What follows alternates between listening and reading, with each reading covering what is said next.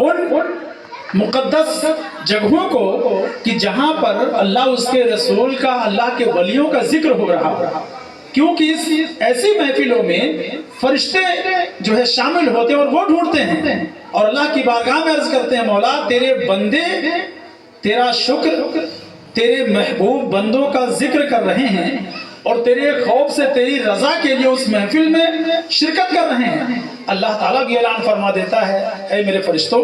گواہ ہو جاؤ کہ میں نے اپنے ان بندوں کو جو میرے ذکر کی محفل سجائے بیٹھے ہیں میں نے ان سب کو بخش دیا اور میں ان سے راضی ہوں، میں ان سے راضی ہو گیا۔ تو یہ کس لیے ہے؟ آپ زیادہ خوش نصیب اس لیے ہیں کہ آپ جسم کی غذا کے ساتھ ساتھ روح کی غذا لینے کے لیے آپ بیٹھے ہوئے ہیں، اور حقیقت یہ ہے کہ سرکار غوث پاک رضی اللہ تعالی عنہ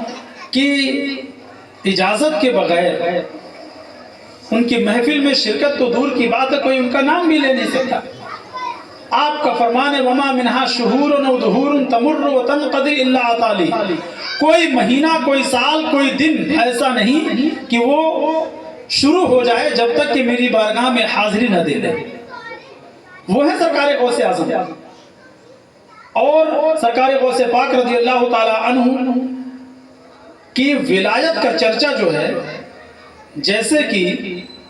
ہر نبی اور رسول دنیا میں تشریف لائے لیکن ان کے آنے سے پہلے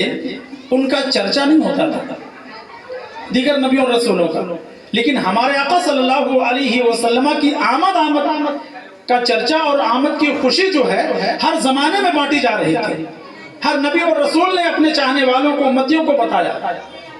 کہ ہم تو آئے ہیں لیکن ایک آنے والا ایسا آئے گا جس کے بعد کوئی نبی اور رسول دنیا میں نہیں آئے گے، جو آخری پیغمبر ہوں گے، اللہ کا محبوب جلوگر ہوں گے، تو ان کے بارے میں بتایا جاتا تھا۔ اسی طریقے سے سرکار غوث پاک رضی اللہ تعالی عنہ بھی ایسے ولی ہیں کہ دیگر ولیوں کا چرچا جو ان کی پیدائش اور ان کی ولایت کا شہرہ ہونے کے بعد لوگ ان کو جانتے تھے، لیکن غوث اعظم رضی اللہ تعالی عنہ کی ولایت کا چرچا ان کی آمد سے پہلے ہی کیا جاتا تھا، ان کی آمد سے پہلے۔ سید الطائفہ جنید بغدادی رضی اللہ تعالی عنہ اعلان فرما رہے ممبر میں کہ آج میں اس ممبر پر کھڑا ہوں، ایک آنے والا ایسا آئے گا جس کی شہرت اور جس کا نام جو ہے وہ اللہ تبارک و تعالی بلند فرمائے گا، ولیوں کا سردار ہوگا وہ۔ شاعر نے کہا چو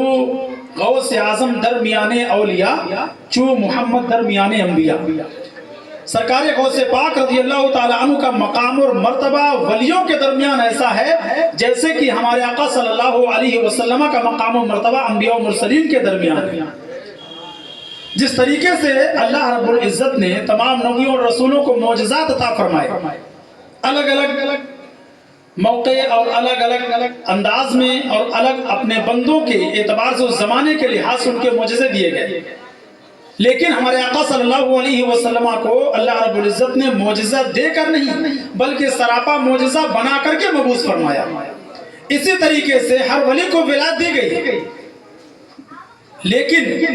سرکار غوث پاک رضی اللہ تعالی عنہ کو کرامتیں نہیں بلکہ سراپا کرامت بنا کر کے آپ کو بھیجا گیا۔ اپنے تو اپنے ہیں، غیر بھی کتابوں میں انہوں نے لکھا، ابن تیمیہ جیسے شخص نے بھی لکھا کتاب میں کہ غوث اعظم کی کرامتیں حد تواتر تک پہنچی ہوئی ہیں جس کا انکار نہیں کیا جا سکتا۔ تواتر کسے کہتے ہیں؟ تواتر کہتے ہیں ایسی بات اور ایسی جماعت سے کوئی چیز آپ کے سامنے آئے کہ جس کا انکار ممکن نہ ہو، یعنی کہ اگر آپ کی بارگاہ میں آپ کے سامنے کوئی ایک آدمی کوئی خبر دے رہا ہے یا دو آدمی دے رہے ہیں تو ہو سکتا ہے وہ سچ بولے یا جھوٹ بولے، لیکن آپ سب لوگ جتنے حاضر ہیں سب کے سب اگر کسی ایک بات کو کسی سے جا کر کہیں گے تو سننے والا بھی یہ سوچے گا کہ ایک دو لوگ تو جھوٹے ہو سکتے لیکن سب کے سب جھوٹے نہیں ہو سکتے ہیں۔ اسے کہتے ہیں تواتر، یعنی کہ اتنی تعداد میں لوگ کوئی بات کریں کہ جن کا جھوٹ پر متفق ہونا محال ہو۔ تو سرکار غوث پاک رضی اللہ تعالیٰ عنہ کی کرامتوں کے سلسلے میں غیر بھی یہ کہنے پر مجبور ہے اور لکھتے ہیں، اور لکھا انہوں نے کہ غوث اعظم کی کرامتیں اتنی ہم تک پہنچی ہیں تواتر کے ساتھ کہ جس کا انکار نہیں کیا جا سکتا۔ قرآن کریم میں اولیاء کاملین کا ذکر تفصیل سے کیا گیا، اگر آپ دیکھیں گے گہرائی سے پڑھیں گے، چونکہ زیادہ وقت نہیں ہے کہ میں کوئی لمبا واقعہ یا کوئی لمبی بات آپ سے کروں، وقت بھی ہو گیا ہے اور صاحب خانہ کی جانب سے بھی یہ بات کی گئی ہے کہ پروگرام کا اختتام کیا جائے. تو اور آپ حضرات کافی دیر سے پروگرام میں شرکت بھی کر رہے ہیں اور چونکہ ایک ماحول بھی جو ہے وہ آپ دیکھ ہی رہے ہیں افراتفری کا اور کیسا کیا ہے.